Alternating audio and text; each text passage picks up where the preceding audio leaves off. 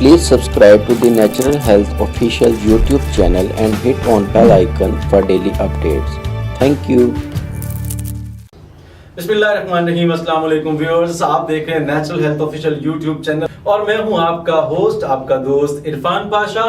Ramzan package के हवाले से आज हम तीसरी वीडियो आपके सामने पेश कर रहे हैं। आज हम उन लोगों से मुखातिब हैं जिन लोगों को रोजा रखकर बहुत प्यास लगती है, रोजा रख कर दिल करता है कभी छुप कर पानी पी लें और कभी कोई देख भी ना रहा हो, लेकिन ऐसा नहीं करना आपने। इसका एक और इलाज हम आपको बताएंगे।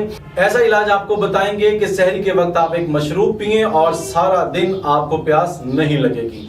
आपने रात को एक जग पानी लेना है और उसके अंदर एक आम, उसका छिलका उतार लीजिए और आम को इसी तरह साबुत जग के अंदर डाल दीजिए और आधा खरबूजा, उसके भी आप छिलके उतार दें लेकिन आधा खरबूजा बीज निकाल के उस जग के अंदर डाल दें और उसके बाद उसको आप पूरी रात भीगा रहने दें। सुबह जब आप उठें तो उस पानी को आप पी लीजिए, मगर वो आम और खरबूजा आप नहीं खाएं क्योंकि उससे आपका पेट भर जाएगा और आप सहरी का खाना नहीं खा सकेंगे।